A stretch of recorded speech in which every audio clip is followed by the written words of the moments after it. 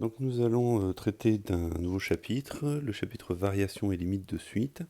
Et dans cette première vidéo, nous n'allons aborder que la notion de sens de variation d'une suite. Dans un premier temps, on parlera des généralités, c'est-à-dire le cas de toutes les suites. Et puis ensuite, on traitera des deux cas particuliers, arithmétique et géométrique, dont vous avez connaissance. Alors commençons par définir ce qu'est une suite croissante. Donc une suite UN est croissante si, naturellement, si U2 est supérieur à U1, si U3 est supérieur à U2, etc., si les termes sont de plus en plus grands. C'est-à-dire que quel que soit l'indice N que l'on choisit,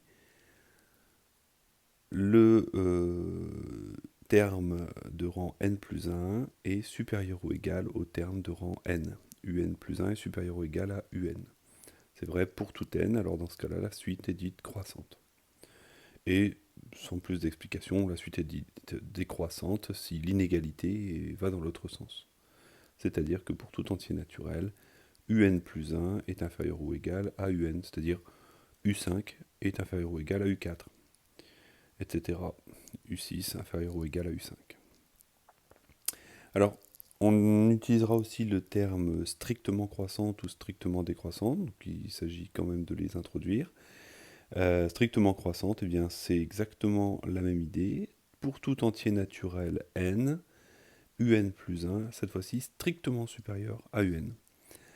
C'est-à-dire que dans la définition d'une suite croissante, on pouvait avoir à un moment donné U12 égale U13, et puis U14 supérieur ou égal à U13.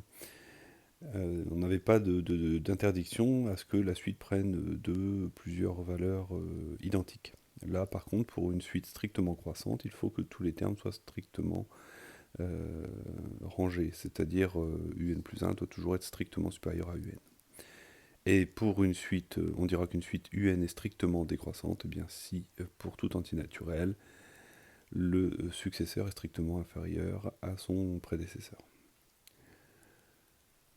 Alors une propriété, si on considère une suite définie sur l'ensemble des entiers naturels, alors si pour tout entier naturel, un plus 1 moins un est supérieur ou égal, alors qu'est-ce qui se passe? Eh bien, si on ajoute un des deux côtés de cette inégalité, on obtient un plus 1 est supérieur ou égal à un, et ce, pour tout entier naturel n, c'est-à-dire qu'en fait la suite est croissante. Et donc, ça nous donne ici un critère pour tester, pour vérifier, pour montrer qu'une suite est croissante. Eh bien, il suffit de faire la différence pour un entier naturel n choisi sans propriété particulière. On va calculer un plus 1 moins un, et puis si on trouve un résultat qui est positif, indépendamment de la valeur de petit n, eh bien, on aura démontré que la suite est croissante. Évidemment, le pendant pour la décroissance, c'est quand l'inégalité est dans l'autre sens. Donc la suite, si jamais on a pour tout entier naturel n, un plus 1 qui moins un qui est inférieur ou égal à 0, alors la suite un est décroissante. Alors un exemple, vous essayez d'étudier le sens de variation de la suite un définie par un égale 4n plus 3, et la suite Vn définie par Vn plus 1 égale Vn moins 3n carré, avec V0 égale 1, puisque ici la suite est définie par récurrence en partie, et vous utiliserez donc la propriété juste avant, vous choisissez un entier naturel n, et vous faites la différence un plus 1 moins un, Vn plus 1 moins Vn. Vous regardez si le résultat obtenu est un nombre positif ou négatif, indépendamment de la valeur de n. Alors, on a vu aussi qu'une suite peut être définie par une fonction. Donc ici, lorsque la suite, le terme général de la suite est donné par f de n, si la fonction f est croissante, qu'est-ce qui se passe? Bien, plus n est grand, plus f de n sera grand, puisque la fonction est croissante. Dans ce cas-là, donc, f de n, si n est de plus en plus grand, alors f de n est de plus en plus grand, et donc un, puisque c'est f de n, est de plus en plus grand. Et donc si cette fonction f est croissante, ça implique que la suite un est croissante. De la même façon, si la fonction f est décroissante, alors la suite un est décroissante. On s'en servira dans une démonstration plus loin. Alors la démonstration ici de cette propriété, la fonction f est croissante sur 0 plus l'infini, donc pour tout entier naturel, puisque n plus 1 est supérieur ou égal à n, ça c'est une évidence, alors f de n plus 1 est supérieur ou égal à f de n. Bah oui, puisque la définition d'une fonction croissante, c'est qu'elle conserve l'ordre, et donc les images sont rangées dans le même sens que les antécédents. N plus 1 supérieur ou égal à n implique que f de n plus 1 est supérieur ou égal à f de n. Et ainsi donc, un plus 1 est supérieur ou égal à un, puisque c'est la définition du terme général de la suite un. Et la suite un est croissante. Et de la même façon, lorsqu'on traite de la décroissance, on raisonne de la même façon, puisque la suite f est décroissante, puisque la fonction f est décroissante, l'inégalité change de sens, la fonction f renverse l'ordre, et on obtient un plus 1 inférieur ou égal à un. Voilà donc pour cette démonstration. Alors une suite arithmétique, c'est une suite particulière, alors elle obéit aux mêmes règles que les autres suites, c'est-à-dire que une suite arithmétique, on dit qu'elle est croissante si pour tout entier naturel n, un plus 1 est supérieur ou égal à un, mais on sait aussi que le terme général d'une suite arithmétique de raison R, c'est u0 plus n fois R. Et donc il y a un critère sur la valeur, enfin sur le signe de R, qui permet de statuer directement sur les variations de la suite arithmétique. Alors ici, la suite arithmétique de raison R, elle est croissante si et seulement si, vous vous souvenez, une suite arithmétique, on ajoute toujours le même nombre, qu'on appelle la raison R, à un terme pour obtenir le terme suivant dans la suite. Et donc évidemment, si R est positif, on ajoute toujours un nombre positif pour passer d'un terme au suivant, et donc naturellement, tous les termes de la suite sont de plus en plus grands. Donc la suite arithmétique de raison R est croissante si et seulement si la raison est positive. Et évidemment, toujours de façon un peu symétrique, la suite arithmétique de raison R est décroissante si et seulement si R est négatif. Alors vous voyez ici, j'ai mis R positif, c'est-à-dire supérieur ou égal à 0, parce que j'ai dit croissante. Si j'avais dit strictement croissante, le R aurait dû être strictement supérieur à 0. Dans cette propriété, vous voyez qu'il est écrit si et seulement si. C'est-à-dire qu'on a une équivalence entre le fait que la suite soit croissante et le fait que la raison soit positive. Alors on va raisonner dans les deux sens, c'est-à-dire on va d'abord montrer que si la suite arithmétique de raison R est croissante, alors la raison est positive, et ensuite on montrera que si une suite arithmétique est de raison positive, alors elle est croissante. Et ainsi on aura montré l'équivalence. On ne traitera pas dans la démonstration l'autre cas qui est très, très similaire. Alors commençons. On suppose, donc on a choisi un nombre réel, u0, une raison, donc c'était un premier terme, u0, une raison r, et on fixe un entier naturel n. N est inférieur ou égal à n plus 1. Ça implique que lorsqu'on multiplie par r des deux côtés dans cette inégalité, l'inégalité ne change pas de sens puisque r est positif.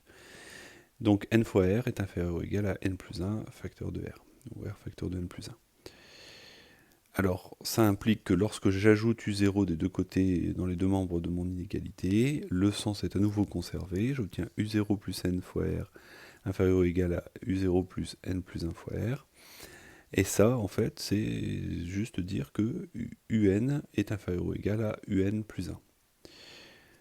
Ainsi donc, on a montré que la suite pour tout entier naturel n, puisque ici n a été fixé sans propriété particulière, si n est inférieur ou égal à n plus 1, alors un est inférieur ou égal à n plus 1, la suite un est donc croissante. Alors réciproquement, si on suppose qu'on a une suite arithmétique de termes général un égale u0 plus nr, avec un premier terme u0 réel, un entier naturel, on fixe un entier naturel n et r un réel, eh bien si on suppose que cette suite est croissante, alors lorsque on écrit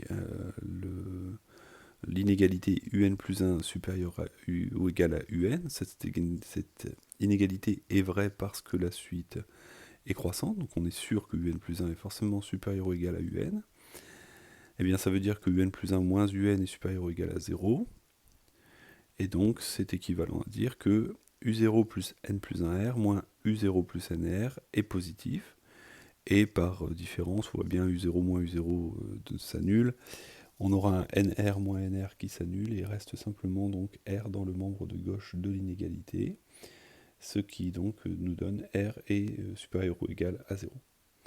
Et on a donc montré que si la suite arithmétique est croissante, alors sa raison est positive. Dans le second cas, le raisonnement est identique. Donc vous pouvez le faire pour vous entraîner.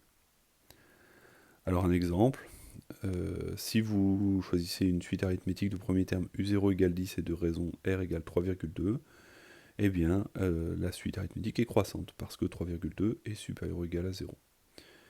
Et la suite arithmétique de premier terme u0 égale 5 par exemple, et de raison r égale moins 0,3 est décroissante, car moins 0,3 est inférieur ou égal à 0. Pas de difficulté là-dessus, c'est assez naturel. Alors, parlons maintenant des suites géométriques. Alors, les suites géométriques, donc on considère une suite de premier terme u0 non nulle, sinon on n'a pas beaucoup d'intérêt, et de raison q. Alors, si q est strictement supérieur à 1, on est donc dans le cas où la raison est un nombre strictement supérieur à 1, on va multiplier par un nombre plus grand que 1, quel que soit donc chaque terme. Et bien, si on multiplie par un nombre plus grand que 1, ça va avoir l'effet en valeur absolue d'agrandir la valeur absolue du nombre. Et donc, ça correspond à une augmentation en pourcentage. Si vous multipliez par 1,3, vous allez augmenter de 30% le nombre. Et donc, on sent bien que si Q est strictement supérieur à 1, alors la suite, on a tendance à penser que la suite va être croissante. Sauf qu'il faut faire attention au premier terme. Là, on n'a rien dit sur son signe. Et le signe de ce premier terme peut être négatif. Et dans ce cas-là, on va avoir un effet d'éloignement par rapport à 0, mais donc qui va correspondre à une décroissance des termes de la suite. Donc si U0 est strictement positif, c'est le cas le plus naturel, le plus simple, vous réalisez une augmentation sur un nombre positif, vous obtenez un nombre plus grand, et puis vous exercez une nouvelle augmentation, vous obtenez un nombre encore plus grand, etc., et ainsi de suite. Et donc si U0 est strictement positif, la suite UN est strictement croissante.